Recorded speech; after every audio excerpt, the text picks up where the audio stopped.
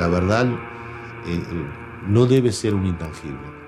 La verdad tiene que agarrarse y forzosamente establecerse. Todo lo que nosotros pensamos que era verdad, un día cambia y podemos encontrar cosas que cambian la historia.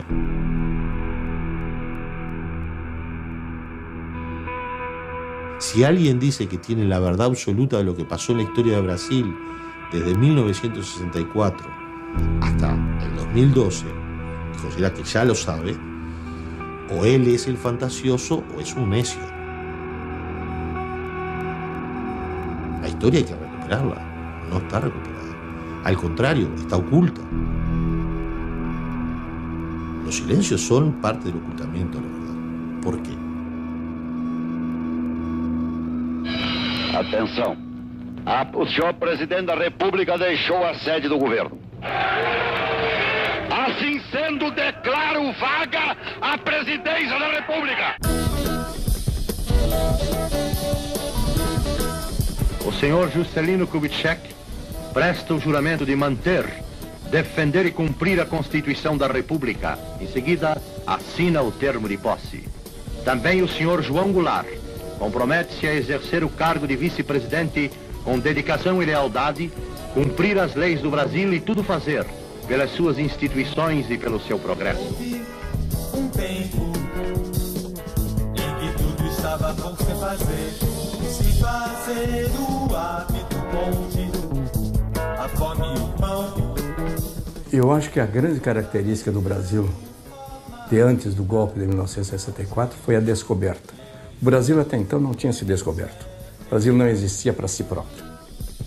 Havia um Brasil ali cheio de otimismo, cheio de esperança, um Brasil que crescia, que se desenvolvia. O Brasil crescia violentamente, crescia 11% ao ano. Quer dizer, é uma taxa de crescimento que nunca foi atingida até hoje. Uma época maravilhosa de se viver. Copa do Mundo, Bossa Nova, tudo isso tinha um clima muito bonito. Cada passo passado, uma outra memória. Nos últimos anos anteriores a 64, que coincidiu com o governo João Goulart, o Brasil foi assim uma espécie de tsunami do descobrimento de si mesmo. Nas artes, nas letras, no cinema, na ciência e tecnologia. Esse era o Brasil daquela época. Para onde você olhar, estava acontecendo alguma coisa que nos faria nos orgulhar do país onde a gente nasceu. Sempre nos disseram que o Brasil era o país do futuro. E a sensação que se tinha de que o futuro estava chegando. E que esta coisa que parecia sempre muito distante, agora já se vislumbrava. Este país vai deslanchar, este país vai ser aquilo que já as gerações anteriores nos contaram em prosa e verso, agora vai. Houve um tempo em que tudo estava por se fazer. Atenção. O senhor presidente da República deixou a sede do governo. Sob a nossa responsabilidade, a população do Brasil, o povo, a ordem. Assim sendo, declaro vaga a presidência da República. E aí veio o golpe. E o golpe nos surpreende. Parece mentira, mas nos surpreende. Porque nós imaginávamos que era mais um dos tantos golpes da América Latina. Estas quarteladas, que episodicamente aconteciam. E que, passado algum tempo, tudo isso seria recuperado. Retomaríamos a democracia. Porque nós não imaginávamos que nós estávamos inaugurando, não só no Brasil, mas para a região toda, uma nova época. A doutrina da segurança nacional. Nós devemos amar a Deus, e se não amarmos a Deus, devemos temer a Deus. De modo que aqueles que não amam a revolução ou a situação que foi imposta, pelo menos devem temê-la. O baque de 1964, num país que tinha usado as liberdades para se conhecer a si mesmo em todos os ramos de atividade, o baque, o tapa, a bofetada foi tão extensa que nós ficamos quase silenciosos durante muitos anos. Porto Alegre, João Goulart fugiu para o Uruguai, seguido de Leonel Brizola e outros elementos do governo deposto. As lembranças do Brasil são esporádicas, assim, mas esse dia, por exemplo, a rotina mudou naquele momento. Vimos malas prontas, a mãe correndo, um avião esperando, mas é um dia que a gente relembra como um dia fora do dia a dia de uma família que estava no Brasil e foi arrancada do seu meio, dos seus amigos e principalmente do seu país. Mas pior do que as coisas materiais são as coisas que esse país sofreu durante os anos da ditadura. O que nós não podemos perder sem dúvida alguma agora, o conhecimento daquilo que existiu. Tanto é que quando derrubam Jango pelo Acordo de Pequim. Na tarde de 13 de agosto, chega a Pequim João Goulart, vice-presidente da República dos Estados Unidos do Brasil. Quando, em 61, há a renúncia de Jânio Quadros, ele estava na China, sim. Quanta sabedoria. 61, João Goulart estava na China tratando de negócios. Passados todos esses anos, todo mundo quer vender alguma coisa para a China. Não, a viagem do Jango à China era muito importante. Poucos países do mundo tinham relações com a China comunista. E era fundamental que o Brasil tivesse relações com o maior país do mundo. Então, em termos econômicos, em termos de relações econômicas, era fundamental a visita do vice-presidente à China numa missão oficial. Viva a amizade cada vez mais estreita entre a China popular e os Estados Unidos do Brasil.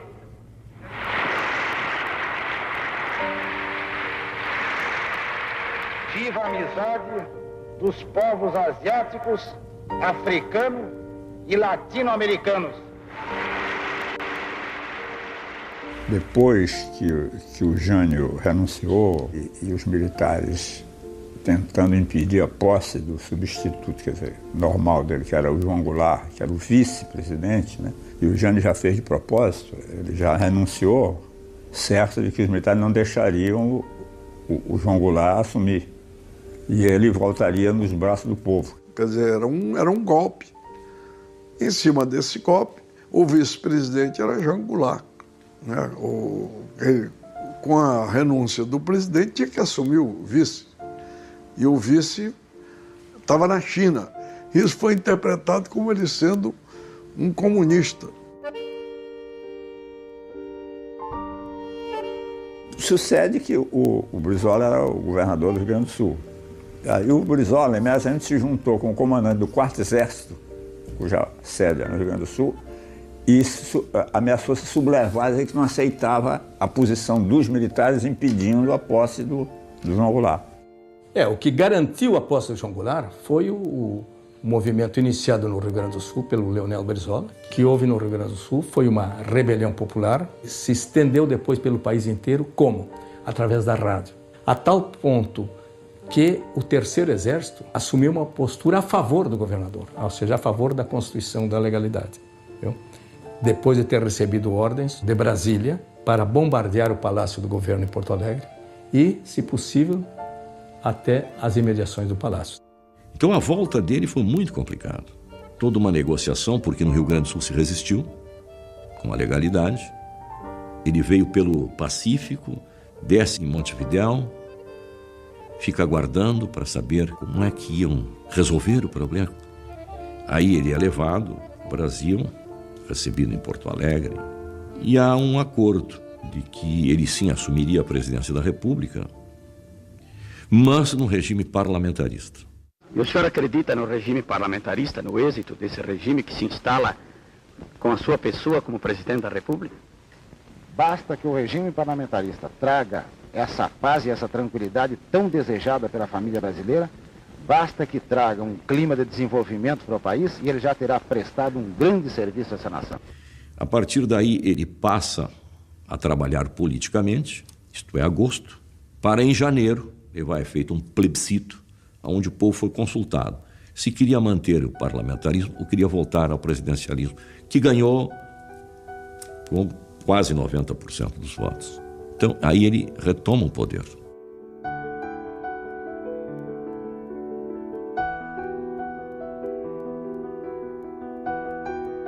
Veja, ele foi capaz de fazer uma engenharia política e, sem violência, reconquistar aquele poder que lhe havia sido tirado.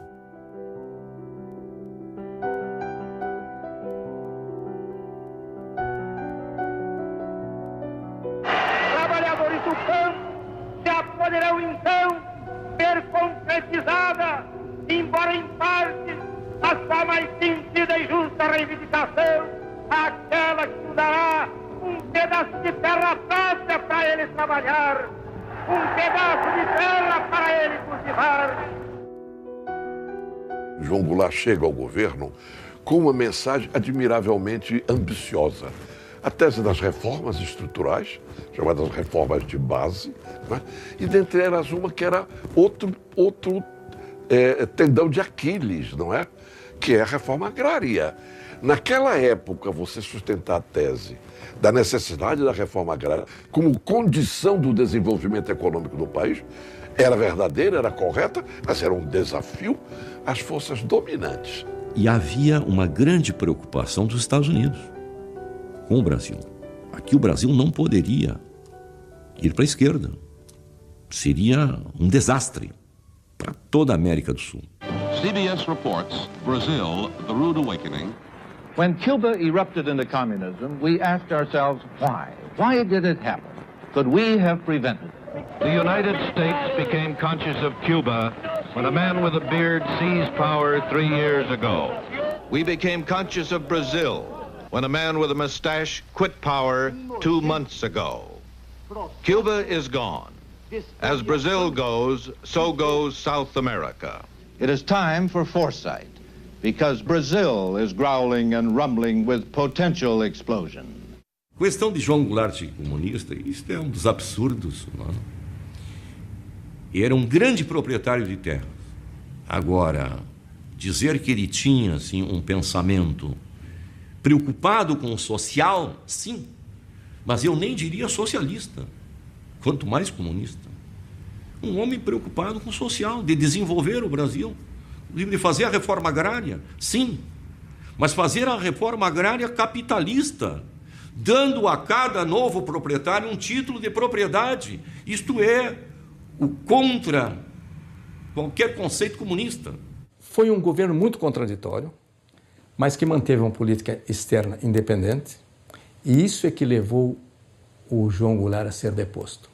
Porque os Estados Unidos não permitiam, naquele momento, nenhuma política externa que não fosse dirigida a partir de Washington. Jangon rétablit les relations diplomatiques avec l'Union soviétique, défend les droits révolutionnaires de Cuba et combat dans l'organisation des États américains les forces favorables à une intervention militaire dans les pays voisins. Kennedy exige que Jangon indemnise les entreprises nationalisées, qu'il rompe le commerce avec les pays socialistes et qu'il annule le veto mis sur les activités des entreprises américaines exportatrices de minerais. Tem a história que o Robert Kennedy veio como emissário do John Kennedy dizer para o Jango que ele tinha que mudar a política e deu uma lista lá dos ministros que ele tinha que tirar, e ele disse que não ia tirar nenhum daqueles ministros. Ele foi para o confronto com o Império.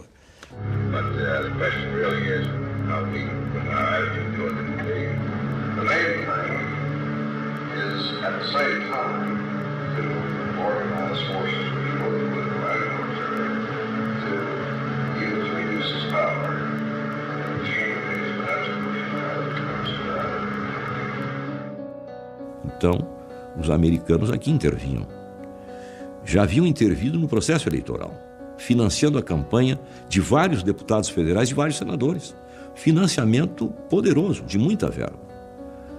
Montou-se no país também estruturas pagando a imprensa para publicar artigos contrários a João Goulart. As cover actions da CIA e dos americanos são ações feitas encobertas.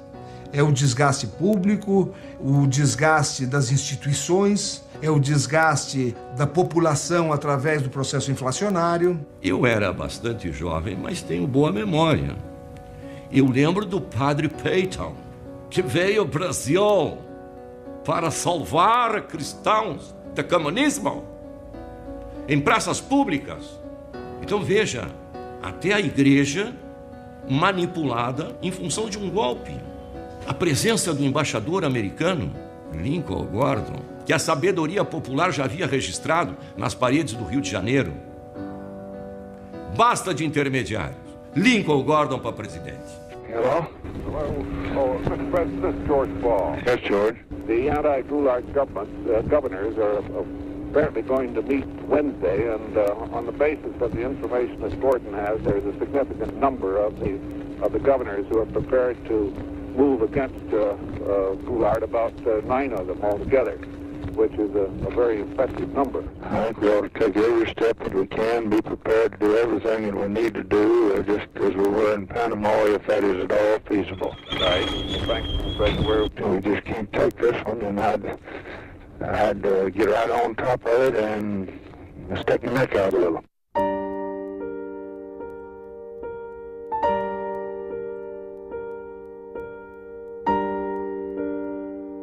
E o presidente João Goulart me disse a mim, da conversa à vida com o Santiago Dantas, em que o Santiago diz, olha, na realidade eu quero informar o senhor de que a esquadra americana já saiu dos Estados Unidos, já está na direção da América do Sul. Só que o general Mourão Filho, de alguma forma, ficou sabendo de que havia um golpe em marcha e antecipou. E sai com a sua tropa de Minas Gerais. E ele sai de Minas, antecipa e causa uma grande confusão. Então isso nos levou a um beco sem saída. Não havia alternativa. Nós tínhamos um projeto inovador, não tínhamos como levá-lo a cabo. Havia uma expectativa de que por trás do Jango estava o Brizola imaginando um golpe. Veio o golpe. Pronto.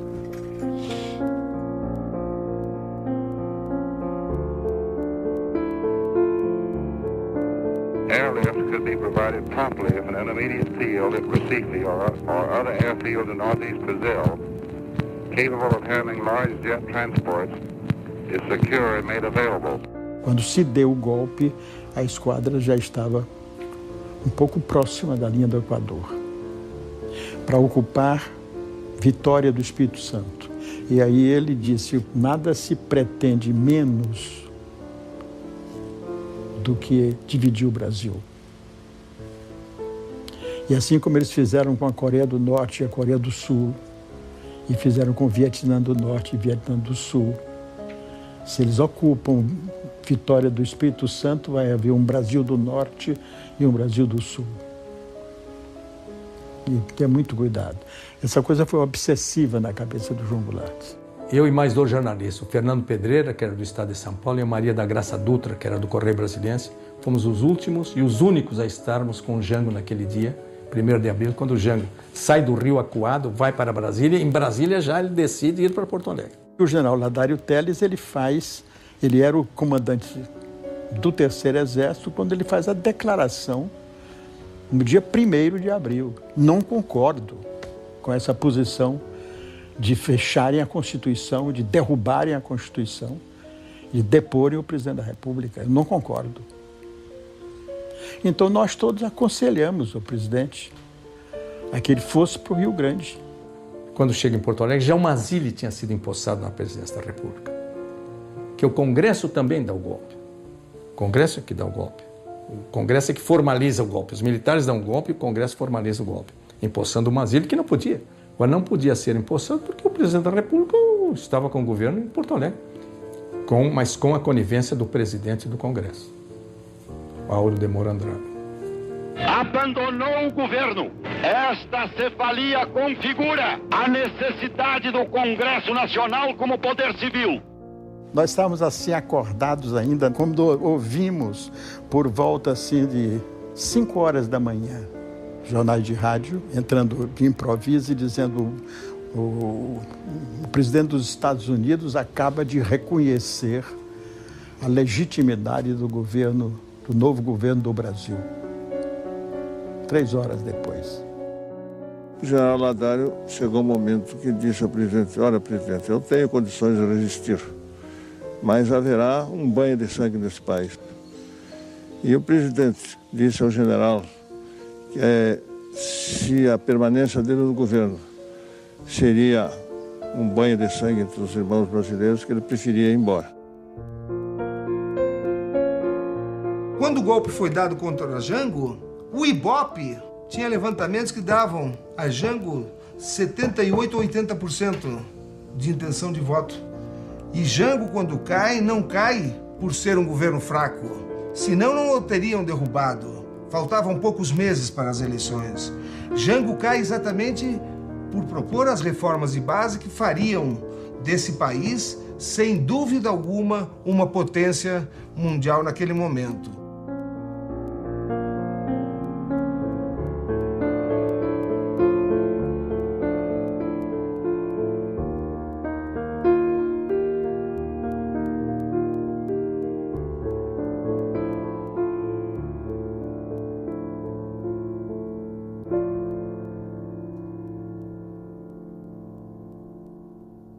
O Jango foi assassinado primeiro quando é exilado. E o exilado é um morto vivo, que sente, que é jogado na beira da estrada, que lhe negam qualquer direito ou acesso a qualquer coisa, mas que ele sente, ele respira, é um morto que respira. E nesse respirar do Jango, uma das grandes angústias dele era o total de respeito daqueles que foram liderados seus, que procuraram se acomodar ou pelo menos não se comprometer na convivência política com ele, salvo aqueles que exilados estavam. Mas os que aqui ficaram se afastaram muito. Isso maltratava muito o Dr. João Goulart. E o que assinala muito essa mágoa do Jango, esse sofrimento dele no exílio, eu acho que eram as estadas dele da cidade de Santo Tomé, que é fronteiriça a São Borja. E que o Jango ia ali e à tardinha ficava sentado e ficava com muita saudade e muita nostalgia olhando para São Borja. Com a sua atitude de ir para o exílio e de não resistir, hoje a história lhe está dando a vitória. Porque qual foi a grande vitória de Jango? Preservou seu território, que estava em risco diante de uma resistência, e principalmente preservou o povo brasileiro de uma guerra civil. Há 4 anos passados, o Dr. João Goulart é que era o perigo. Então, como é que agora eu posso me aliar ao que era o perigo há 4 anos passados? É muito simples, porque o que era o perigo há 4 anos passados agora é um aliado precioso na direção da mesma luta que sempre travei, pela democracia e pelo progresso do Brasil. O perigo agora é outro. O perigo é nós ficarmos passando da mão de general para general e o povo não ter mais nem liberdade, nem possibilidade de fazer valer os seus direitos. A Frente Ampla foi em 1967, num período de abertura do governo Costa e Silva. 3 grandes da Frente Ampla, que eram Juscelino Kubitschek, João Goulart e Carlos Lacerda. O único que não tinha perdido os direitos políticos era o Carlos Lacerda. Então, o único beneficiário concreto era o Carlos Lacerda. Que aí isso gerou também alguma resistência do Brizola, que não aderiu à frente. E Jango, sempre numa posição política e colocando o Brasil na frente das suas prioridades, ele disse: olha, eu fiz a Frente Ampla porque nós estamos aqui no exílio lutando contra uma ditadura de 38, e aí chegou o Lacerda aqui com uma metralhadora dentro da nossa trincheira, vamos colocar e depois a gente resolve as nossas divergências. É uma tentativa política, não é? Que eu acho que foi válida. Dr. Carlos Lacerda, Vossa Excelência ganhou mais ou perdeu mais com o encontro de Jango e o rompimento de Sodré? Não sei se ganhei mais ou perdi mais, sei que o Brasil ganhou.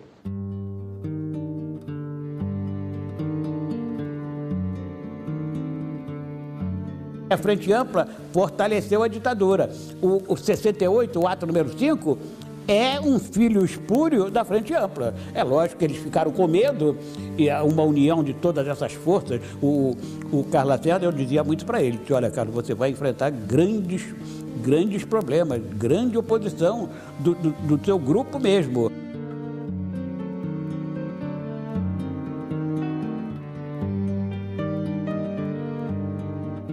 Então começa a se notar que era uma ditadura que vinha para ficar. E a 68, ato institucional número 5, com toda a gravidade e com esta repercussão tremenda de um aparelho repressivo que cai sobre os brasileiros com força total, que o Brasil tratou de transmitir para os países da região, minando as democracias do Uruguai, do Chile, mantendo do Paraguai, influenciando gravemente na Bolívia. Então, este foi um período duro que se viveu.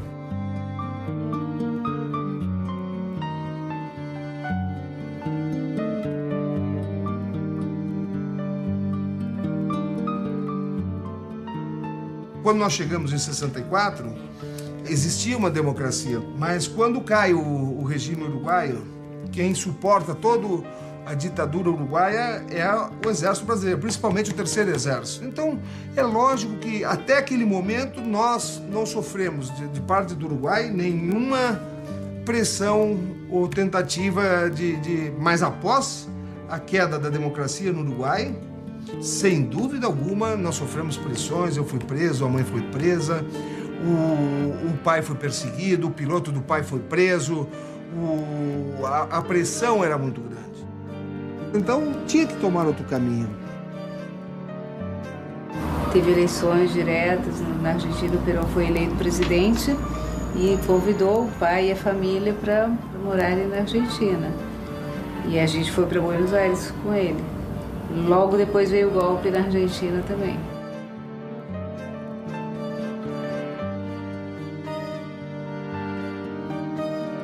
Depois veio o golpe, claro. E chegaram informações de que existia uma orientação para sequestrar os filhos de Jango. Aquilo era a espécie da mão de obra mafiosa das Forças Armadas, o subproduto da polícia, de tudo. Atentado em Buenos Aires, em 1974, enmarcada dentro da Operação Cóndor, se produjo a morte do general Carlos Prats y de su esposa Sofía Cuthbert, quienes fueron víctimas de un atentado. Hay documentación que hay un plan que se le llamó el Plan Cóndor, que en definitiva, independientemente del nombre, es un plan represivo entre Chile, Argentina, Paraguay, Uruguay y Brasil para, por un lado, exterminar a las organizaciones de izquierda o revolucionarias, organizaciones armadas o pacíficas que querían o tenían ideas distintas a lo que en ese momento imperaba como la Guerra Fría en el mundo, y por otro lado matar y generar un terrorismo de Estado a través de las muertes de los principales líderes. A Operação Cóndor já estava em andamento. Nós temos um documento que mostra o serviço de inteligência do Exército Uruguaio dentro da Argentina, monitorando uma reunião que ele teve com o Michelini dentro do apartamento do presidente Torres. Então, é evidente que esta intercomunicação dos serviços que depois vieram a ser catalogados como Operação Cóndor já estavam funcionando. O sea, mi padre vivía en el Liberty, Corrientes y Florida, el centro de Buenos Aires, absolutamente custodiado el centro por policías de todo tipo. Caen varios Falcon con gente con ametralladoras. Estamos hablando de paramilitares uruguayos y argentinos. Entran al hotel sin ningún tipo de problemas y van hasta el piso 7, que era donde estaba durmiendo mi padre. Algo pasó en el cual mi padre secuestrado, después termina siendo asesinado junto con Gutiérrez Ruiz.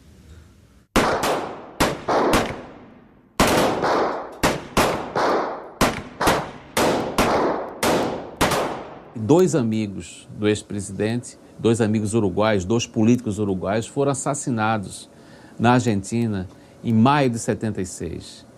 E ele, segundo depoimento de amigos, ele recebeu um telefonema. Alguém dizia, você será o próximo. Mas quando mataram o Torres também descobriram um grupo que disseram que uma das coisas que seriam feitas era assassinar o Jango e os filhos e sequestrar os meninos. Authorities are not saying what kind of bomb was responsible. Former Ambassador Letelier was pronounced dead on the scene. Letelier had been an outspoken critic of the military regime now ruling Chile. Evidentemente se concentra em 1976 toda esta perseguição, né, aos exilados de uma forma ou outra, principalmente na Argentina e Chile, enfim. Contexto norte-americano. A eleição de Jimmy Carter com um discurso claro de que não estava de acordo com práticas das ditaduras do Cone Sul. Isso me leva a supor, e creio que com bastante razão, que as ditaduras militares da região começaram a preocupar-se com uma transição sob a qual eles não teriam controle. É o jogo da abertura. A abertura para a América do Sul, quer dizer, a substituição dos militares que não permitiam, de certa maneira, que se abrisse também as economias. Eles fecharam os regimes políticos e estatizaram as economias. E isso passou a desagradar. E aí veio a onda da democratização da América do Sul. Isso aí está relatado em diversos livros aí, por outras motivações, não é? E aí esses militares que estavam no poder começaram a dizer, bolas, vem aí essa tal de democracia, vem eleições, e são esses aí que vão ganhar as eleições. E nós estamos presos, diziam eles, não é? E aí vem uma série de assassinatos.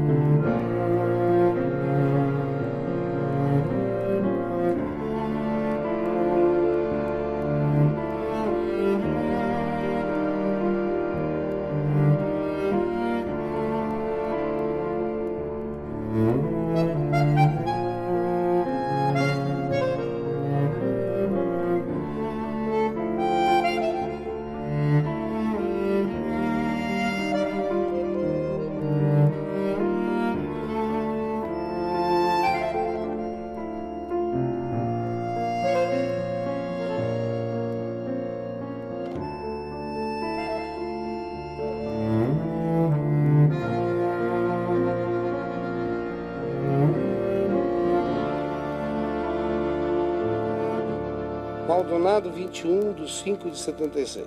João Vicente, meu bom amigo, em Buenos Aires, um clima cada vez mais tenso. Há 2 dias, sequestraram do hotel e de sua residência os nossos amigos. Senador Michelini e deputado Gutierrez Luiz. Uma monstruosidade que me leva a pensar no meu futuro na Argentina. Já me sinto velho e um pouco desanimado para novos empreendimentos. Isso talvez fique para vocês. João Goulart o mês de setembro, recebeu um aviso do chefe de polícia de Buenos Aires, dizendo: até aqui, doutor João Goulart, nós mantivemos a sua segurança. Daqui para frente, não posso mais lhe garantir nada. É aí que ele resolveu que ele ia sair também da Argentina, não queria mais ficar no Uruguai e na Argentina, ele queria ir para Paris e para Londres com os meninos. Foi para Londres, voltou para organizar os negócios todos para sair também, porque isso ele me disse: olha, nós vamos sair daqui, vamos sair em seguida. A principal obsessão de João Goulart nesse período não era ir para a Europa visitar os filhos, era voltar para o Brasil. E há um relatório secreto do SNI, essas histórias há muita fantasia a respeito, mas eu acho que há indícios claríssimos assim, de que ele realmente planejava voltar ao Brasil. Ele não ia esperar que um dia a anistia viesse. E há um relatório do SNI, produzido em agosto de 76, um relatório confidencial, que diz o seguinte: em Paris, pela obsessão da volta e das perspectivas que eles estão criando no Rio Grande do Sul, João Goulart mostrou-se inclinado a regressar ao Brasil. Ao lhe ser ponderado que conviria, antes de adotar tal decisão, o reexame da questão, respondeu que seu propósito de retorno está admitido, em princípio, sem haver uma resolução definitiva. Ou seja, havia a intenção de João Goulart clara de voltar. Isso foi registrado em relatórios secretos do Serviço Nacional de Informações, o famoso SNI. O Brasil o tinha caçado por 10 anos. Ou seja, ele era livre para voltar para o seu país.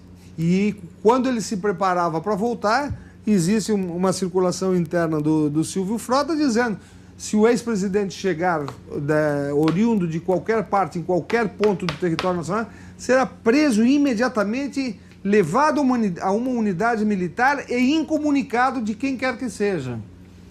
Então é evidente que existia uma perseguição brutal em cima dele. E um lance pouco conhecido dessa saga foi vivida pelo piloto e amigo pessoal do João Goulart, chamado Manuel Leães.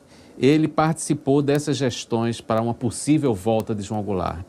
Ele recebeu a visita de um agente do SNI em Porto Alegre, em casa, que seria o emissário de militares. Ele interpretou, o Manuel Leães, essa visita como uma sondagem sobre a eventual disposição de João Goulart de voltar ao Brasil. Obviamente, o Manuel Leães comunicou essa visita ao João Goulart. Os dois teriam um encontro para discutir pessoalmente esse assunto e, por uma dessas coincidências inexplicáveis, no dia em que haveria a tal reunião, ele recebeu a notícia de que João Goulart tinha tido um infarto e tinha morrido na Argentina, né?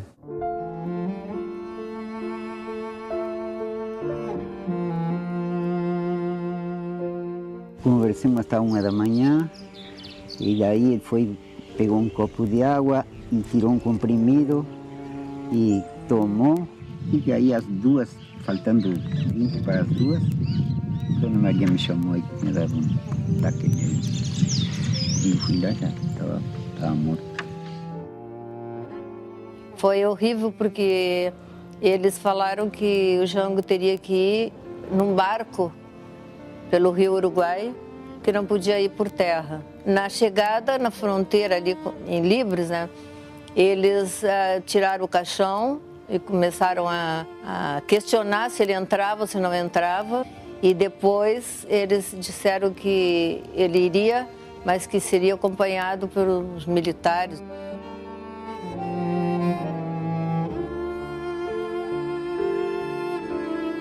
Entre Uruguaiana a São Borja, durante toda a estrada, havia pessoas acenando com o laço branco,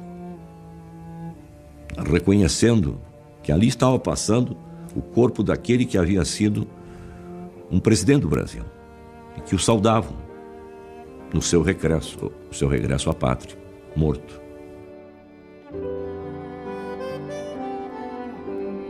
Um artigo muito importante do Carlos Castelo Branco, feito 2 dias depois da morte do João Goulart, em que ele diz: proibido de entrar no Brasil, sem direito a viver no Uruguai, morreu na Argentina como um peão em busca do galpão, o ex-presidente do Brasil.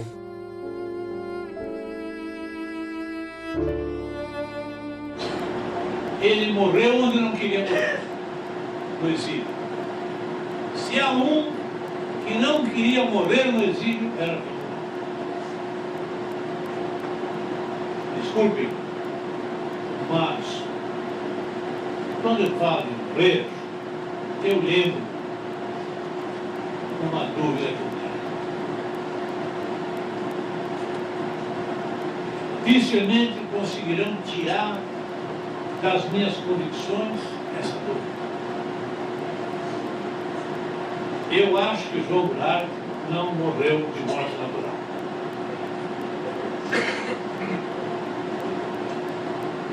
Como outros, naquela época, foram vítimas de um plano terrorista dos grandes poderes mundiais que visavam varrer com as lideranças autênticas da América Latina. Há coisas assim que chamam a atenção. É o contexto em que se dá a morte de Jango, figuras políticas de alto relevo, todas assassinadas, e o comportamento da ditadura militar brasileira para a permissão do ingresso dos restos mortais de João Goulart em território brasileiro. O delegado da Polícia Federal em Uruguaiana, que permitiu o ingresso do ataúde, o corpo de João Goulart, foi preso pelo Exército e levado preso para o quartel em Uruguaiana, por ter permitido o ingresso. O então superintendente da Polícia Federal no Rio Grande do Sul, o coronel Solon Rodrigues, foi chamado no gabinete do então comandante do Terceiro Exército, o general Bethlen, para explicar como havia sido permitido. E foi punido. Perdeu a superintendência. Veja que até morto, João Goulart foi matéria de grande preocupação para a ditadura brasileira. E há, sobre a morte de João Goulart, dois fatos importantes, que é o seguinte, né? É preciso ver que nessa época nós estávamos no auge da Guerra Fria. Então havia muita troca não só de informações, mas de suspeitas e de acusações. E um dos focos estava na Argélia, que era onde estava, por sinal, exilado o Miguel Arraes. Miguel Arraes escreveu uma carta ao João Goulart, dizendo que tomasse cuidado porque as forças de esquerda daquela situação estavam informadas que iria haver um atentado contra o João Goulart. Eu sou uma das pessoas, talvez, que soube antes dos fatos que isso ia acontecer, que ouviu a sentença que havia sido pronunciada nessa reunião do Cone Sul e que essa sentença começou a ser executada. Semanas depois, o próprio Brizola, cunhado do João Goulart, fez chegar ao Jango uma carta dizendo textualmente o seguinte: não durma 2 noites no mesmo lugar. Eu falei muito com o Brizola sobre isso. O Brizola falou assim: não, a situação era muito crítica, porque todo dia a gente recebia, não é? Eu recebi umas 2 ou 3 vezes, recebia notícias de que haviam matado o João Goulart. Brizola, ficamos sabendo, foi vítima, ao menos, de uma tentativa de assassinato por envenenamento. E ele estava no interior do Uruguai, sentiu-se mal e foi levado para um hospital imediatamente, o que acabou por lhe salvar a vida. Pensar que porque Jango no estaba generando una actividad política muy pública, no era un riesgo, yo no estoy muy convencido de eso. Yo creo que el solo hecho de que Jango esté vivo es un riesgo, porque es el líder. Brizola puede ser el que esté haciendo 1000 cosas, otros dirigentes del exilio pueden hacer 1000 cosas, pero el presidente derrocado es Jango. Si en Brasil había una reinstitucionalización o un proceso de mudanza o de cambio, como ya había ocurrido alguna vez en la historia, ¿quién era el candidato natural a recuperar la presidencia? ¿Quién era el presidente, el rey caído? Era Jango. ¿Quién era el que podía unificar? Precisamente porque tampoco se había hecho mucha cosa en la política. Era la víctima.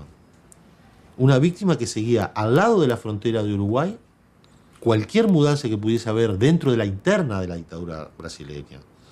Una diferencia entre el gobierno y el tercer ejército de Río Grande do Sul. Si ese tercer ejército venía y le decía, Chango, vení, ¿qué podía pasar? ¿Qué podía pasar a nivel mundial? ¿Cuál sería el presidente más reconocible o reconocido? Chango. Goulart não foi o único ex-presidente brasileiro a morrer em 76. A morte de Juscelino Kubitschek num acidente de automóvel surpreendeu o país. Qualquer pessoa sabe que as 3 pessoas mais importantes no caso de abertura no Brasil eram Juscelino Kubitschek, João Goulart e Carlos Lacerda. E se vocês pegam as 3 e junto a esse critério que me foi comunicado naquela oportunidade, só pode dizer que eles tinham sido condenados à morte. Morre o político, escritor e ex-governador do estado da Guanabara, Carlos Lacerda. Jango, dezembro de 76. Lacerda, março de 77. E mortes suspeitas. Lacerda estava gripado, foi numa clínica, tomou uma injeção para gripe e acabou morrendo. O acidente de Juscelino nunca foi bem explicado. E o caso de João Goulart nos remete à necessidade de investigar. Logo depois da morte do Lacerda, eu fui procurado por várias pessoas que acharam estranho a morte de 3 líderes da Frente Ampla. Juscelino, por exemplo, 10 dias antes da morte dele, correu o boato que ele tinha sido morto na mesma hora, 16 horas e 20 minutos. Correu a notícia, Juscelino morreu num acidente de estrada entre Lusiana e Brasília. Olha, Juscelino não foi, nesse dia Juscelino ia a Brasília, mas não foi, ficou na fazenda dele, em Lusiânia. Mas se tivesse ido, fatalmente teria morrido, em acidente de estrada. Agora, 10 dias depois, na Rio e São Paulo, morreu na estrada. 10 dias na mesma hora, por sinal. A notícia correu na mesma hora. O Adolfo Bloch deu uma passagem de avião para o presidente Juscelino ir para o Rio de Janeiro. O presidente recebe um telefonema que ninguém sabe, nem o coronel Eliodoro sabe qual é esse telefonema, e chama o Geraldo e vai de carro para o Rio de Janeiro. O Geraldo Ribeiro e o presidente, inadvertidamente, abasteceram o carro no posto do brigadeiro criador do Serviço de Informação da Aeronáutica. E logo depois acontece o acidente. Juscelino Kubitschek, um acidente pouco explicado. Algumas figuras que imediatamente apareceram no local do acidente. Alguém que ficou com o diário de Juscelino. Uma figura ligadíssima ao general Golbery do Couto Silva. O acidente, a gente vai ver as fotos, um carro atropelado por uma jamanta viraria uma bucha de 1,5 metro, 2 metros. Ele explode igual uma flor. A tinta que estava no carro de Juscelino era uma tinta preta. O carro que bateu e desequilibrou o carro de Juscelino teria sido um carro preto, que a tinta estava lá. Que esse carro preto tinha sido visto por testemunhas. Também não tinham trazido à tona a exumação do motorista. O motorista, quando exumaram a última vez, tinha uma perfuração no crânio. Aí dentro do... O que foi a perfuração? Não, foi um prego do caixão. Quer dizer, um prego num espaço de 10 centímetros consegue ter uma aceleração da velocidade que nenhum cientista até hoje constatou uma coisa dessa, furar a cabeça do Geraldo. Juscelino morre em agosto, Jango morre em dezembro, Lacerda morre em fevereiro ou março, né? De 77. Então, no espaço de 9 meses, foram mortos aqueles que eles acreditavam que poderiam liderar novamente uma resistência civil, uma de liderança civil. A mecânica da morte é meio complicada. Enquanto a mecânica da morte do Juscelino foi, digamos assim, pode haver espaço para uma armação, do Lacerda também há suspeita que uma enfermeira introduziu o potássio, o soro fisiológico, que o Lacerda gripado estava na Casa de Saúde de São Vicente. Agora, no caso do João Goulart não há, digamos assim, uma teoria bem clara nesse sentido. Mas há uma história que é o envenenamento, troca de medicamentos. A Operação Andréia surge em Santiago de Chile antes da derrubada do presidente Allende. O Projeto Andréa são 10 venenos para aniquilar os inimigos que eles estavam montando aonde quer que eles estivessem. Esse laboratório é conduzido por um grande químico chamado Eugenio Berríos, e que morreu depois, foi assassinado em Montevidéu. Lá eles desenvolvem no Projeto Andréa 10 venenos sob a responsabilidade do químico Eugenio Berríos e o Michael Townley, que é um agente recrutado pela CIA, hoje vive sob proteção do governo americano. E é ele, Michael Townley, que na cara dos americanos executa o Letelier lá em Washington. Eles fazem um atentado contra o vice-presidente do Chile em Roma, terminam matando na França. Ou seja, não só se bastava exterminar os seus adversários dentro dos seus territórios, como aonde eles estivessem. No caso do João Goulart, ele morre na fazenda, né, em Mercedes. Os remédios que ele tomava, ele era cardiopata. Os remédios que ele tomava desapareceram, pura e simplesmente, da cabeceira. Entrou lá uma pessoa e entrou perguntando pelos remédios e recolheu os remédios. O corpo do João Goulart foi colocado de pijama dentro do caixão. Foi proibido abrir o caixão e todo esse deslocamento do corpo do João Goulart até o túmulo é acompanhado pelos serviços de informações brasileiros. Hoje, ontem, qualquer pessoa que morre em território estrangeiro é feita uma autópsia. E a surpresa grande foi que não foi permitido fazer autópsia nem na Argentina, não foi feito nem no Brasil. E depois, detidamente, a gente foi vendo a certidão de óbito dele. Consta morte por enfermidade, que é morte por doença, é uma coisa muito vaga, não é uma coisa que possa constar numa certidão de óbito. Essa coisa estranha, que lá morreu e não fizeram um exame para definir a causa-morte, autópsia, que se faz em qualquer pessoa, por mais desvalida, por mais abandonada que esteja. Um ex-presidente, o regime argentino, que era militar, ditatorial, ele tinha a obrigação de fazer até em defesa própria. Há 24 anos morria na Argentina o ex-presidente João Goulart, uma morte até hoje mal esclarecida e que está sendo investigada por deputados numa comissão externa. O Brizola que afirmava que o Jango tinha sido morto. Isso foi bem antes de 2000. Tanto é que o Brizola lutou e tal. O Miro era líder do PDT na época e o Brizola insistiu para ele abrir uma comissão de inquérito. O nome do ex-presidente João Goulart constava de uma lista de líderes políticos que deveriam ser eliminados pela Operação Condor, coordenada por militares dos países do Cone Sul. A afirmação é do deputado Neiva Moreira em depoimento à comissão externa da Câmara que investiga a morte do ex-presidente. O deputado Neiva Moreira foi contemporâneo de João Goulart e era exilado político na Argentina pouco antes da morte do ex-presidente. O deputado afirmou que viu a lista com o nome de João Goulart durante uma invasão de militares argentinos em sua residência. Essas afirmações reforçam as dúvidas de membros da comissão sobre a verdadeira causa da morte de João Goulart. Eu não acredito que o presidente João Goulart tenha sido assassinado. Isso é fantasia. Produziu um infarto às 2h40 da manhã, sendo que as evidências são no sentido do infarto.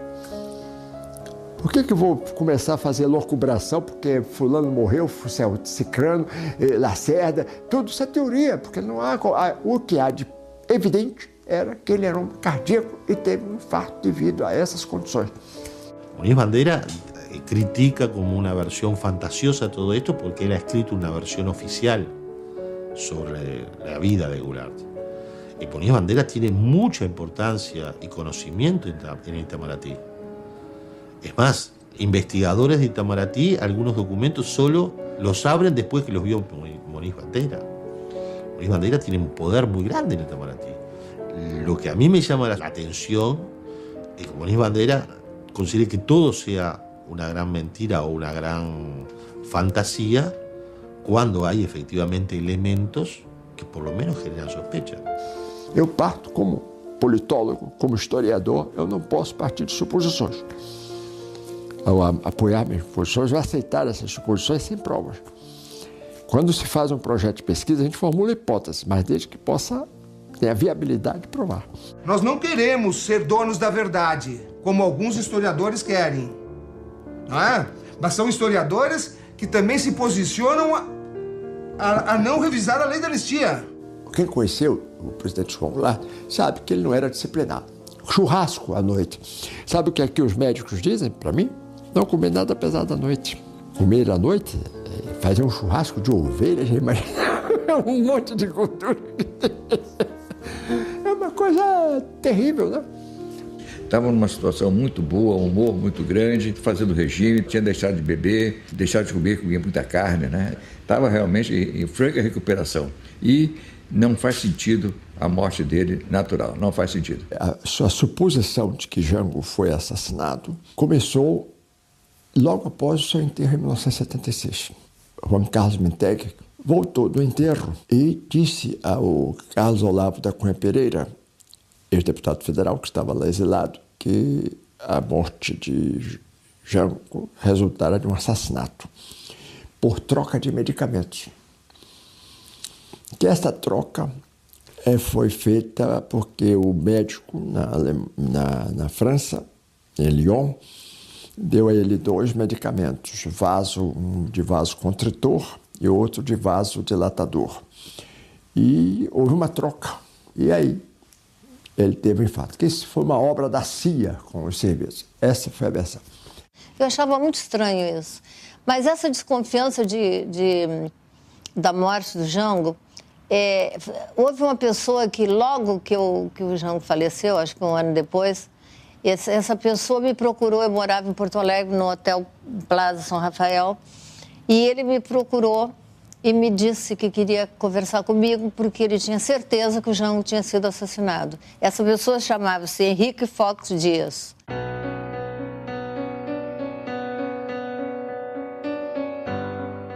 Fox Dias era o proprietário da estância El Milagro, em Maldonado, e que vendeu essa estância para Jango.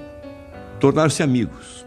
Quando da morte de Jango, ele começou a perceber de que muitas coisas irregulares e altamente suspeitas estavam acontecendo. Inclusive que João Goulart estava sendo roubado e que a morte de Goulart era muito suspeita.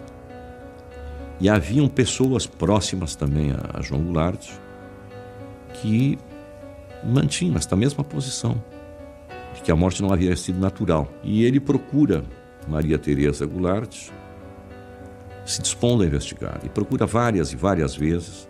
Mas ele me procurou e ele ficou meio assim comigo, porque eu não quis recebê-lo, e ele realmente me falou isso. E eu, no momento, falei assim, não, isso aí não é verdade, você está inventando, está criando uma coisa que não é verdade. Até que, finalmente, num contato, consegue uma procuração que o autorizava a investigar. Ele foi à Argentina, ele foi a Mercedes, ele falou com o médico que atendeu João Goulart já morto, ele falou com policiais, ele conversou com o capataz da fazenda, ele volta ao Uruguai, também faz o mesmo trabalho investigativo. Mas 45 dias depois de Maria Tereza ter outorgado esta procuração, ela caça a procuração. O ex-presidente João Goulart morreu no exílio em dezembro de 76 e o traslado de seu corpo para ser enterrado em São Borja foi tumultuado. Agora, 6 anos depois, um uruguaio, amigo do ex-presidente, pede a exumação do cadáver para esclarecer se de fato Jango morreu do coração ou foi envenenado a partir da troca do conteúdo de um medicamento. Eu não sei se ele estará levado por algumas pessoas diferentes ou algumas pessoas que queiram fazer disso um sensacionalismo que convenha a essas pessoas.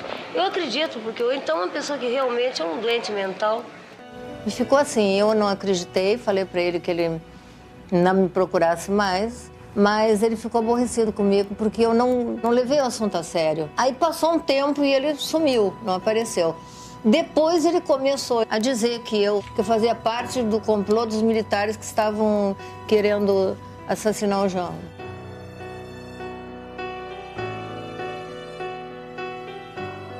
Ao que parece, ele ficou muito aborrecido com esse gesto E aí escreve o seu livro famoso, El Crimen Perfecto, onde afirma que João Goulart foi assassinado e elenca uma série de situações que, de certa forma, remeteriam a se acreditar que sim, que foi assassinato. Que más que un libro, es un informe. El libro que yo escribí sobre el doctor Goulart es simplemente un informe donde se explican todos los pasos que sucedieron, que concurrieron a la muerte de él, es decir, todos los hechos esos que van realizando y quiénes fueron los que de alguna forma tuvieron una relación directa com a morte dele, assim. O senhor acredita então que ele possa mesmo ter sido assassinado? Sí, yo estoy seguro que fue asesinado, sí. Foch Díaz establece que comenzaron en el año 82 a investigar, lograron conversar con una pila de testigos, gente vinculada al entorno de Goulart, y en muchos de los casos, una vez que terminaban de hablar con esos testigos, precisamente esos testigos les pasaban cosas, ¿no? Es como si se estuviese jugando a una suerte de maldición de un faraón, ¿no? O sea, alguien con quien iban a hablar moría. Cuando iban a hablar con otro, moría. Lo curioso es que precisamente ese libro es denunciado por Claudio Braga, una de las personas que él inculpaba por haber robado algo de los bienes de Goulart. Le inició un juicio por difamación e injurias que Foch Díaz pierde, y por eso ese libro no es un libro autorizado en Uruguay, es un libro que está juzgado en contra. O próprio médico argentino que atendeu o presidente disse que achava que uma autópsia deveria ser feita, uma vez que era pode ter dito depois, mas daí na hora não se pediu. A opinião qualquer um pode dar. Eu posso dar, a autópsia devia ser feita, eu posso dizer isso hoje. Claro. Isso não tem dúvida. Ninguém é contra a autópsia. Eu digo, a autópsia poderia ser feita, sim. Mas acontece que ninguém pediu porque não havia razão na hora. É que ele também não deve ter sabido que depois que nós pedimos essa investigação pública, o médico foi atropelado e morto, né? Se você olhar, todo mundo que estava perto desse episódio morreu de causas pouco naturais. Inclusive uma pessoa que ia depor lá na comissão. Maldonado, agosto del 2006. El vuelo más importante del Cóndor. Entre paréntesis, plan. B. A partir de la fecha de mi denuncia de muerte dudosa de Goulart, realizada en el juzgado de la ciudad de Curisucuatiá, en la provincia de Corrientes, República Argentina, en 1982, fallecen 15 personas ligadas estrechamente al caso. Con excepción de una de ellas, todas mueren del corazón. Henrique Foch Díaz fez trabalho onde registra 18 mortes, sendo que 15 de ataque cardíaco, vinculadas de alguma maneira com o caso de João Goulart. Primero, Cayetano Fiordelmondo Goulart, Tito, brasilero, cocinero durante João Alonso Mintegui. Tercero, su señora esposa, Mintegui, brasilera. Cuarto, Jacques Bloch, Jaquito, brasilero, propietario de la revista Machete. Hugo Wilkin, Francisco Perocho, Pinocho, Percy Penalvo. Maneco Soares Leal, brasilero. Carlos de León. 13. Richard Rafael Ferrari, argentino, médico pediatra, residente en Mercedes, provincia de Corrientes. Buscado en su casa en la madrugada del 6 de diciembre de 1976, atiende al doctor Goulart, certifica su muerte. Concurre a la comisaría de Mercedes, donde denuncia y pide la realización de una autopsia y que quede constancia en su pedido. No murió del corazón, su muerte ocurre a raíz de un extraño accidente automovilístico que solicito sea investigado. 18 mortes, sendo que uma delas do ex-piloto de Jango, uruguaio, que veio de Buenos Aires, no barco que faz Buenos Aires Colônia, e no meio do caminho morreu. Ele vinha depor num processo. Morreu. De problemas cardíacos. Rubén Rivero, segundo piloto uruguayo, empleado por Goulart. Fue el primero que me habló de su certeza que el doctor fue asesinado y de la pasividad de sus dedos ante flagrantes delitos, robos y apropiaciones por gente del entorno de Jango. E ele pegou o barco, o ferryboat, para depor no outro dia no juizado de Maldonado. E ele morre também em circunstâncias... morre dentro do barco. Nunca tinha tido problemas cardíacos, dizem que foi de infarto, e some a mala dele com todos os documentos que seriam apresentados em juízo no outro dia no departamento de Maldonado, no Uruguai. Quando o barco atracou no lado uruguaio, não quiseram e não permitiram que o corpo aqui ficasse. E fizeram com que voltasse para a Argentina. Também outro fato, assim, meio desconexo. Por que isto? E o que é mais interessante é que, mesmo depois de morto, episódios que estavam relacionados a João Goulart continuavam sendo registrados. E só se encerra quando da morte de Ribeiro, seu piloto. Veja que o serviço secreto uruguaio continuava preocupado com João Goulart. Então são 18 mortes e a 19ª que é o próprio Henrique Fox Dias. Fin del tercer grupo de testigos fallecidos, quien en este documento expresa en primera persona y lo suscribe Enrique Fox Díaz. A ver cómo salió. Para mí el valor de la grabación de Fox Díaz, más allá de que él pueda también tener una teoría conspirativa o más allá de que él tenga una frustración por no haber podido quedarse con las grabaciones o hacer el libro que él pensaba hacer, en su certeza de que Goulart fue asesinado, el testimonio lo que importa es quizás el hecho de que lo hace y muere. Fox Díaz hace esa grabación y en el 2007 también muere del corazón. Él es el 16º muerto del corazón en toda esta trama en la cual hay tanta gente vinculada a João Goulart que muere del corazón. A comissão externa da Câmara, que investigou as circunstâncias da morte do ex-presidente João Goulart, aprovou o relatório final do deputado Miro Teixeira. O relatório final não confirma a tese de assassinato, mas conclui que a morte de Jango aconteceu em plena atividade da Operação Condor. Tenho convicção de que o nome dele estava numa lista para ser executado, para ser assassinado. Convicção que decorre dos depoimentos aqui tomados, do que aconteceu com outros políticos, da diligência policial militar que foi feita no edifício Buenos Aires, onde ele tinha escritório na Avenida Correntes, onde foi sequestrado um senador uruguaio que lá estava, senador Michelini, que depois foi executado. Então, naquele dia, eles arrombaram também a porta do escritório do João Goulart. Então, o João Goulart estava marcado para morrer.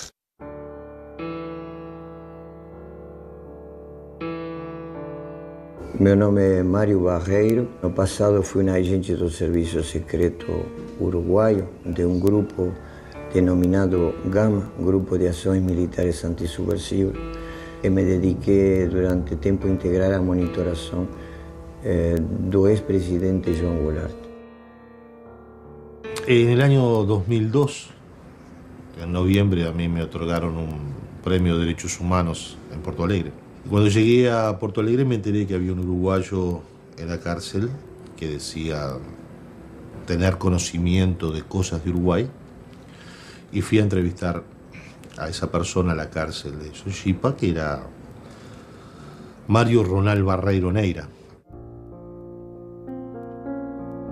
Y entre las cosas que me contó sobre Uruguay, también me incluyó toda una historia que en aquel momento yo no la consideré de importante para mi artículo en Uruguay, que era la existencia de una conspiración para asesinar a Goulart en el marco del Plan Cóndor. Él en aquel momento habló de la Operación Escorpión y comenzó a dar una serie de detalles de algo que yo no tenía mucho conocimiento porque yo no había estudiado hasta entonces qué era lo que había pasado con la muerte de Goulart. Lo cierto es que cuando llegué a Montevideo con aquella grabación, comencé a investigar la parte uruguaya y efectivamente en la parte uruguaya muchos de los datos que daba eran ciertos. Publiqué una serie de detalles, entre las cosas que él decía era que la persona que había supuestamente envenenado a Goulart lo había hecho cambiándole una medicación del corazón que Goulart siempre tomaba, y que quien había hecho esa pastilla era un médico uruguayo, que también había intervenido en lo que fue el homicidio de Cecilia Fontana de Heber, la esposa de un dirigente del Partido Nacional en Uruguay, que efectivamente murió en 1978 envenenada con unos vinos a los cuales les habían inyectado un veneno. Pasó el tiempo y esa nota quedó así, hasta que una serie de hechos comenzaron a demostrar que lo que había dicho Barreiro Neiro en el 2002 en aquella entrevista podía tener parte de verdad.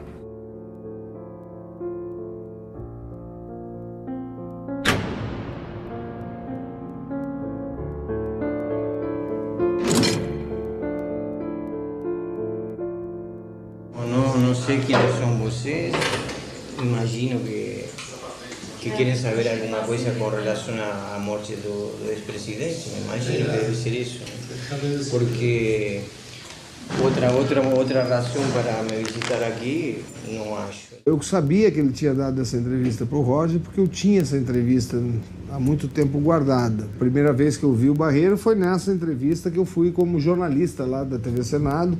Entrei como jornalista, que ele até começa dizendo: não, o João Vicente não dá bola, acho que está no Maranhão. Mas não sei qual é o interesse de você.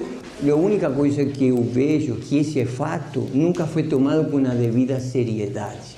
Eles tomaram de um modo leviano isso da morte de Goulart, mas ninguém reclamou. O filho está se dedicando, sei lá, à ganaderia, à agricultura. Também não se interessou. Dona Maria Teresa. Doña María Teresa Déjame decirte una cosa, es una mujer boa, mas... Déjame decirte una cosa, yo soy Vicente Goulart. Varias personas han estado... ¿Vicente? Sí. Y yo hice cuestión de venir acá porque van a ser 30 años del fallecimiento, de la muerte de mi padre. Y estuve acá contigo, Analí, con Connie. E eles me disseram que eu queria falar comigo. Foi difícil. Realmente é uma situação de encarar uma pessoa que está ali te dizendo que participou do extermínio do seu pai. Eu acho que eu imagino que o senhor deve ter raiva de mim, porque eu fiz parte de um conluio que terminou com a vida de seu pai. Mas eu não podia fazer muita coisa, não podia fazer. Era um elemento, uma engrenagem naquela máquina. Eu não era nada, era um tenente de fantasia. O tenente Tamuz era tenente para fazer as coisas. Mas agora eu reconheço que eu fiz parte de toda uma engrenagem, toda uma máquina para eliminar um homem que não merecia morrer. Não é porque o senhor que é o filho está hoje presente. Eu já venho dizendo desde o ano 84 que João Goulart não merecia aquilo, né? Ele foi perseguido, muita coisa da monitoração foi de grande peso para a condena dele. Ele foi condenado pelo que ele falava, não pelo que ele fazia, mas pelos amigos. Por exemplo, era amigo do Selmar Michelini, era amigo de Gutiérrez Ruiz, muito amigo, ajudou ele várias vezes, até financeiramente. Uma das coisas que me surpreendeu no relato dele foi realmente que ele tinha conhecimento de uma batida de um carro que eu bati em Montevidéu e nunca foi feito o boletim de ocorrência. Só o fato dele saber disso, que só eu sabia, o telefone da fazenda, por exemplo, eu nem me lembrava, ele deu de cor. Tudo o que ele falava era monitorado, o que falava no telefone 220-30, me lembro, aquele da Milagro, o número do telefone era 220-30, me lembro até agora. Eu me tenho sentido meio envergonhado de estar falando com uma pessoa que, se você fosse um jornalista, eu me sentiria mais à vontade, né? Mas você, o filho, não reconhecia, né? Você está diferente. Puxa, eu já vi você várias vezes, vi uma vez com a filha do odontólogo, com a Estela, vi uma vez lá em Maldonado, você tinha cabelo comprido. Mário Barreiro Neira foi um funcionário da polícia de Montevidéu. Um radiotécnico que fazia a manutenção dos equipamentos de rádios das viaturas e da central. E que circulava, assim, no meio policial. E que participava de uma organização de ultradireita chamada Juventude Uruguaia de Pie. Gente arregimentada pela extrema-direita para ações de extrema violência. Sabia muita coisa. Diz algumas coisas importantes, sim, que nos levam a investigar. E investigar profundamente. Ele realmente conta que existiu, não é, uma operação que primeiro era de monitoramento e que depois, a pedido do governo brasileiro, tornou-se uma operação de extermínio. Conta com detalhes a reunião que o Fleury teria ido em Montevidéu, junto com o general Queirolo, junto com o Frederic Latras, que era o chefe da estação. Efectivamente había existido la presencia de Fleury, del DOPS brasileño, en conexión con Uruguay. También se descubrió que efectivamente Latras, un agente de la CIA, había estado operando en Uruguay como jefe de misión y era uno de los nombres que él manejaba. Los oficiales que él nombraba también eran ciertos. También se pudo investigar que era cierto que él había estado trabajando tanto en la policía como en prefectura, como en otro lado, con contratos de 1 año. Eso era cierto. Lo conocí en jefatura de policía. Creo que los años no me acuerdo, pero creo que era acabándose la dictadura. ¿Cómo apareció ahí? No sé. El tipo fue fusilero naval, el FUSNA. Y el FUSNA, vos sabés que lo que es, cumplís órdenes nada más, así matar a tu madre. Siempre misterioso. Siempre andaba con un papelito, unos papelitos que entraban en la palma de la mano, pero también nunca escribía claro. Siempre escribía en código. Y apareció en otra posición, fíjate que siendo fusilero, siendo policía, termina siendo ladrón y reducidor, muy bien informado y trataba de informarse más. Ahora, es capaz de hacer, para mí, cualquier cosa. Eu vi muitas coisas. Eu vi muitas coisas. Escutei de interrogatórios, vi torturas, espanquei também. Vi muita coisa.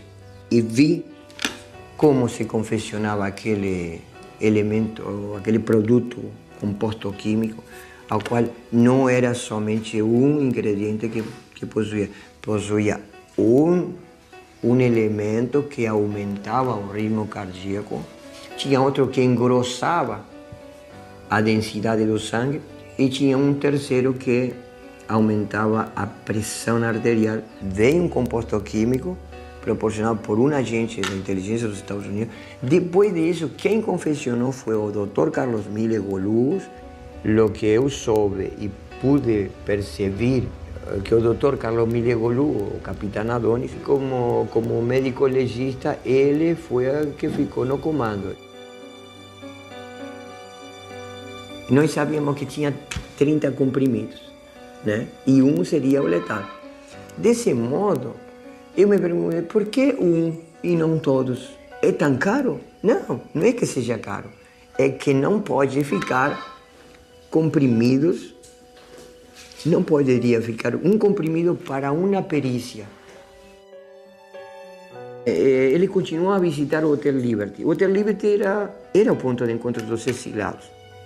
Tinha acontecido a morte do Semar Michelini. Ele continuou a ir ao mesmo hotel e, como taciturno, assim, meio pensativo, ficava naquele lugar onde mesmo se sentava com o ex-amigo dele, há pouco tempo executado e morto. Então houve uma necessidade de colocar uma araponga, uma pessoa com conhecimento de espião, para o serviço secreto ter acesso a uma série de medicamentos que o ex-presidente tomava. A morte estava decidida. A morte do presidente estava decidida através de um método encobertado.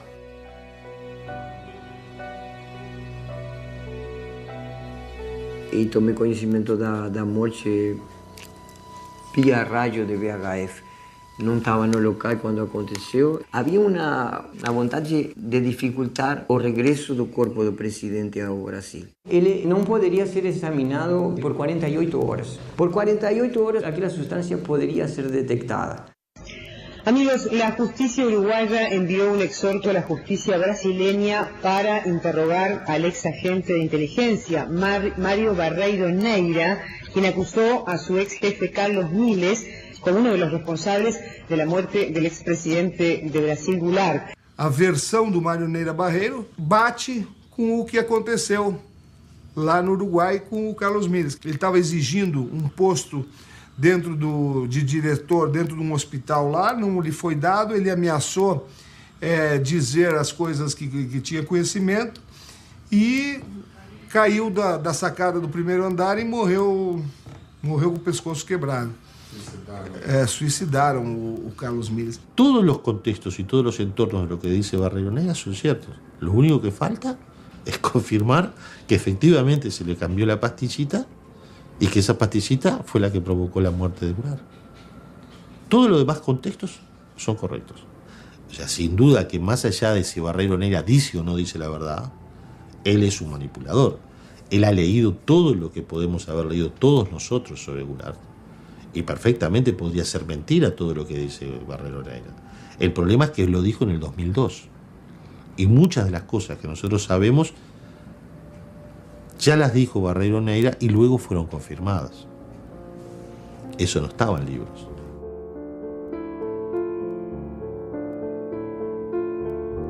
Isso é fantasia. Ele fazer o veneno, botar, não sei o que, isso tudo é mal explicado. A troca de medicamentos de vasodilatador por vasoconstritor, isso poderia ter acontecido. Mas quem trocou? Então podia ser gente da alta intimidade dele. Eu não acredito que isso tivesse ocorrido. Eu até falava com o Muniz Bandeira, que ele é meio descrente do Mário Neira e tal, e eu mandei para ele o documento do agente B, e diz claramente o seguinte: ontem, de forma clandestina, o agente B esteve na residência do ex-presidente Goulart e de lá subtraiu carta do Perón, subtraiu carta não sei o quê, subtraiu das gavetas, porque essas cartas estavam em gavetas. Agora eu pergunto, quem subtrai clandestinamente documentos de uma gaveta não pode ter trocado um remédio? Hay una cosa que parece muy clara, que lo que dice Foch no es ajeno a lo que dice Barreiro Neira y no es ajeno a lo que dicen documentos. La documentación que existe sobre las actividades de Goulart en el lado uruguayo hablan de un informante dentro de su circuito. Hay un informante dentro del círculo más cercano a Goulart. Essa foto é muito emblemática. É um conjunto de fotos de um churrasco acontecido na fazenda de João Goulart, em Maldonado, que foram colocadas num papel ofício, timbrada, Serviço Nacional de Informações. Cada pessoa que aparece na foto está numerada e abaixo se dá o nome. Isto é do serviço secreto. Quem sacou as fotos? Quem é que tirou as fotos? Imagina, naquela época, uma câmera fotográfica não era nada discreta. Então, como num local de um ex-presidente deposto, rodeado de pessoas que haviam sido caçadas, alguém levanta uma máquina fotográfica e começa a tirar fotos e ninguém reclama. É porque sim, esta pessoa seria próxima, muitíssimo próxima, e que estava a serviço. Nós temos continuado a luta pela elucidação. Nós tivemos idas e vindas dentro do processo. Inclusive, em certo momento, a própria investigação no Ministério Público do Rio Grande do Sul, um dos procuradores tentou arquivá-la. Quando eles queriam encerrar o caso e que nós defendemos diante da Procuradoria, a própria subprocuradora da República ressalta as obrigações que tem o Ministério Público diante do Brasil. Ouvir Frederic Latrache, ouvir Michael Townley. Por que outros países já ouviram esses personagens e o Brasil não consegue ouvi-los ou não tem vontade de ouvi-los. O Chile, recentemente, ouviu novamente o Frédéric Lattrache no caso recente da morte do seu ex-presidente, Eduardo Frei, que foi provado que foi morto com gás mostarda, diluído dentro do hospital. Agora, nós não podemos fazer isso? Este procedimento que a família, com toda a legitimidade, move pelo direito de saber como ele era vigiado e perseguido no exílio e que pode revelar as condições e a verdade sobre a sua morte também, essas informações elas poderão ser muito importantes até para a recuperação e apresentação histórica deste presidente, sobre o qual, durante tantos anos, nós soubemos tão pouco. E não perdermos de vista que ele foi um presidente cercado por todos os lados, por forças repressivas e golpistas. Ele foi cercado pelo interesse internacional e é por isso que as circunstâncias da sua morte, assim como a morte de Juscelino, são um ponto de interrogação para o Brasil e que a nação brasileira tem o direito pleno de conhecer o que ocorreu com ele. Porque o que ocorreu com ele diz respeito ao que ocorreu conosco, como nação.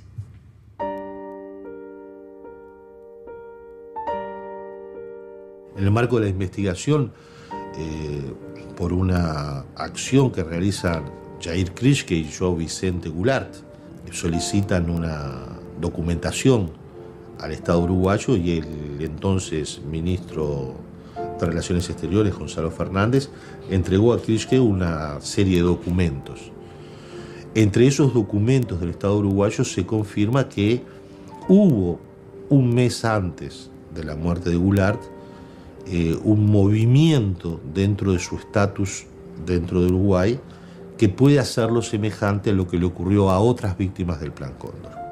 O governo uruguaio, ditadura uruguaia, começa a pressionar não somente João Goulart, mas a vários asilados brasileiros para que renunciem à condição de asilado e passem a ser residentes. Em 7 de novembro de 76, Jango formaliza a sua renúncia ao status de asilado político. Jango morre um mês depois, sem ter recebido a formalização da sua condição de residente no Uruguai.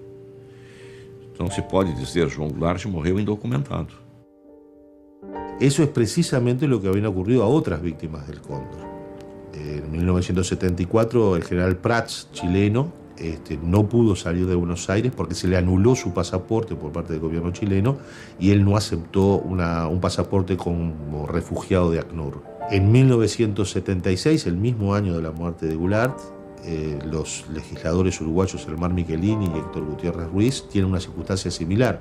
El gobierno uruguayo, por orden del canciller Juan Carlos Blanco, le anula sus pasaportes y Michelini, que pensaba viajar a Estados Unidos para hacer una denuncia ante el Congreso norteamericano sobre la situación de Uruguay, no puede viajar porque no tiene pasaporte. En el mismo 76 es que ocurre esto con Goulart. En noviembre pierde su condición de refugiado, de asilado, no le dan la condición de residente, viaja a Buenos Aires, va al Hotel Liberty, de ahí va a su estancia en las Mercedes, en Corrientes, y ahí fallece de un ataque al corazón. Hasta ahora lo que hemos podido investigar da para aumentar las sospechas de lo que Barreiro Neira dijo en 2002, pero no para confirmarlo. Uma pena que eles vão a reconhecer que o Jango morreu quando todo mundo esteja morto, quando já não fica nenhum dos responsáveis. Que teria que ser algo oportuno, eficaz, preciso, como a informação, e oportuno. Depois de um homem estar morto, ¿de que sirve? Un periodista uruguayo viene y entrevista a una persona en una cárcel de Brasil que dice algo y en 10 años no se ha podido demostrar si es verdad o mentira. En 10 años la justicia no intervino. En 10 años lo único que hubo fueron asambleas legislativas, comisiones CPI, comisiones investigadoras, y el Estado nunca decide como Estado iniciar una causa o una investigación formal de la muerte de un presidente derrocado. Condenando al teniente general Jorge Rafael Videla a la pena de reclusión perpetua, condenando al almirante Emilio Eduardo Macera a la pena de prisión perpetua. En la Argentina, la justicia está juzgando a los que eran intocables de siempre y a los poderosos de siempre. En este marco de este extraordinario proceso, nos llega la noticia de que acá, en la Argentina, en mi provincia de Corrientes, en el norte de la Argentina, habría sido asesinado Joao Goulart. Entonces se puso en marcha una causa que forma parte de este proceso de verdad y justicia. Y en estos momentos se está trabajando en la elaboración de un protocolo científico que permita realizar, una vez que se sepa cómo, la exhumación del cuerpo de Django a efectos de determinar la hipótesis de envenenamiento, que es la base de la actuación judicial. Quer dizer, país que já evoluiu na sua legislação de anistia, como a Argentina, que já puniu, já botou ex-presidentes militares na cadeia, e nós recebermos internacionalmente uma carta rogatória da Argentina exigindo que nós brasileiros façamos exumação de nosso ex-presidente, quando aqui em nosso país foi solicitado há mais de 4 anos, isso vai ser doloroso para a história da nossa nação. Quiero utilizar una frase que no me pertenece, porque pertenece ya a todo el pueblo argentino. Señores jueces, nunca más.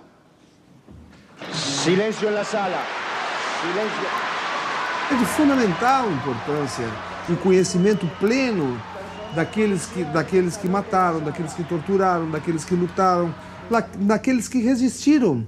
Porque, diga-se de passagem, a subversão se dá por aqueles que subverteram a Constituição, não por aqueles que lutaram contra a subversão da Constituição. Invariablemente, la historia nos demuestra que cuando se pierde la memoria y se oculta la verdad, los pueblos vuelven a repetir las tragedias de su pasado. O caso de João Goulart é um caso emblemático. É um presidente do Brasil que morre no exílio de morte altamente suspeita. Ele era cardíaco, sim. E isto afasta a hipótese de um homicídio? Não, claro que não. Só uma investigação séria é que poderá, sim, definir. Olha, foi um assassinato, foi uma morte por uma cardiopatia. E aí sim viramos a página. Antes disso, não. De jeito nenhum. Nós até hoje não sabemos se houve assassinato ou não. Então nós temos que ter um cuidado muito grande em dizer que foi assassinado. Agora, nós não podemos viver eternamente nessa dúvida, a família. É por isso que nós veementemente pedimos o final dessa investigação. No es cualquier caso, es el presidente derrocado de Brasil. El que en 1964 tuvo que exiliarse en otro país, cuando en Brasil comenzaba la doctrina de la seguridad nacional. Doctrina de la seguridad nacional que luego fue contagiada hacia Uruguay, hacia Chile, hacia Argentina. Doctrina de la seguridad nacional que generó un plan Cóndor, que generó una interacción con Estados Unidos y que generó luego una impunidad donde nuestros países apenas pueden hacer algo. Argentina y Chile pueden haber avanzado algo, Uruguay comenzó a pasar algo, Brasil nada. ¿Qué preso hay o qué juzgado hay ante tantos crímenes desde la Operación Bandeirante hasta la fecha en Brasil? Brillante Ustra, la gente del DOPS, Fleury. ¿Qué pasó? Miremos nuestros propios ombligos. ¿Y cuántos secretos tenemos? ¿Cuántos muertos hay en el ropero? Que nosotros podemos seguir jugando al detective, seguir investigando, encontrando pedacitos y haciendo titulares de diario o haciendo documentales o haciendo noticias. Pero esto es un tema político, en definitiva.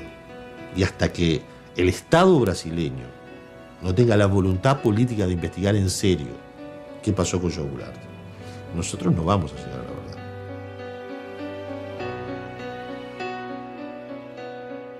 ¿Cuál es la razón del secreto? ¿Por qué hay secreto de Estado en documentos? ¿Quién es el que quiere el secreto?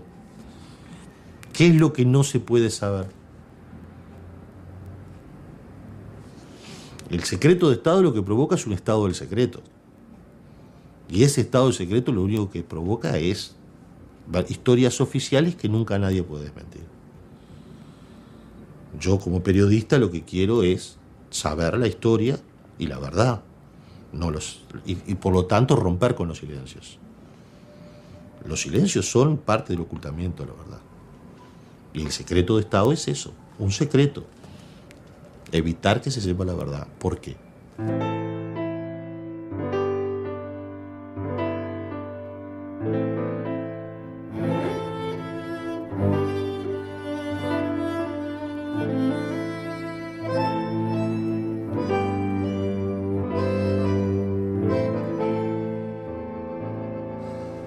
Jamais imaginamos encerrar essa história. Nossa proposta era iniciá-la.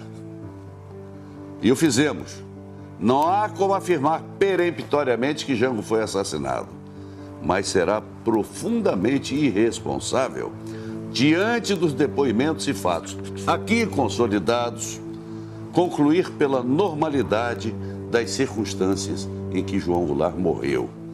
Estamos escrevendo um modesto começo da história da Operação Condor no Brasil. O tempo em breve se encarregará de completá-la.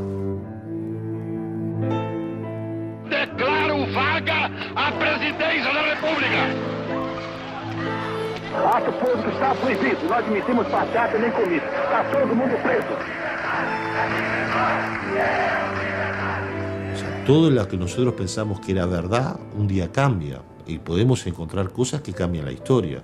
¿Cuántas cosas hay de ciudadanos o documentos en Brasil o en Argentina sobre Uruguay o en Uruguay sobre Brasil? Si Brasil tuvo un golpe de Estado en el 64 y en el 2012 piensa abrir una comisión de la verdad por primera vez, tiene muchos años para investigar. O importante não é só Jango, o importante é que o Brasil dê conta dos seus desaparecidos, dos seus mortos, o que houve no Araguaia, o que houve com Rubens Paiva. São várias figuras, são vários líderes, são várias pessoas que lutaram por esse país, que lutaram pela redemocratização do país e que não se sabe nem onde estão e estavam sob proteção do Estado. E eu acho que o Brasil, à medida que a sociedade vá conhecendo o que houve, vai exigindo que se dê uma solução final a essas famílias que estão esperando até hoje.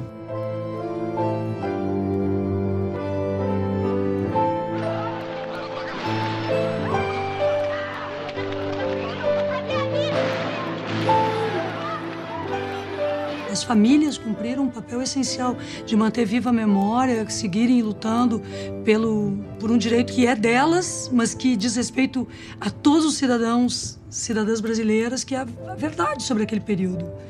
A narrativa histórica oficial, ela não tem só lacunas, ela tem inverdades estabelecidas.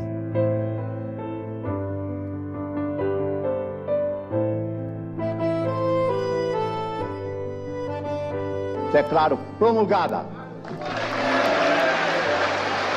o documento da liberdade, da dignidade, da democracia.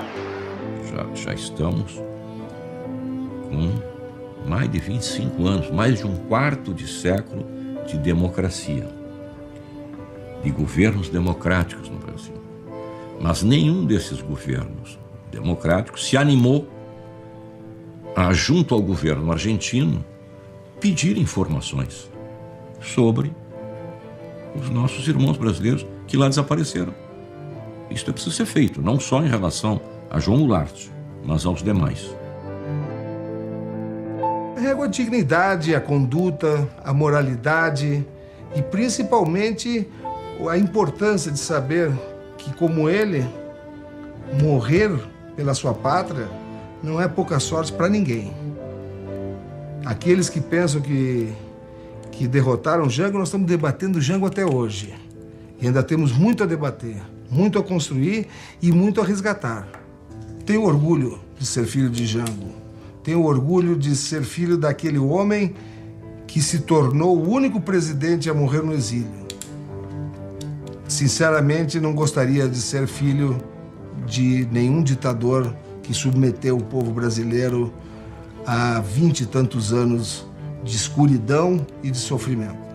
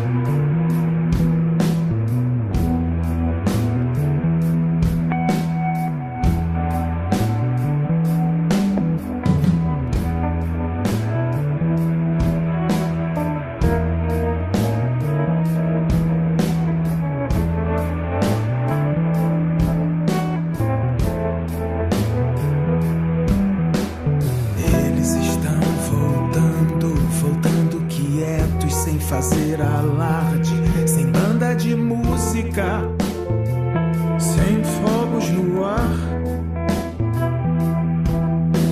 Chegam sofridos, trazendo suas mágoas guardadas no bolso, trazendo suas dores marcadas no rosto.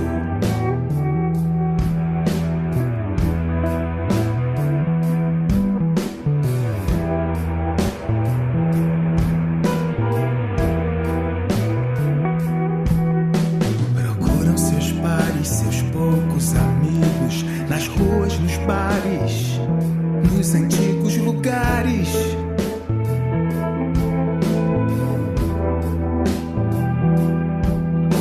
procuram seus mortos, suas velhas imagens, às vezes as vozes ouvidas no exílio.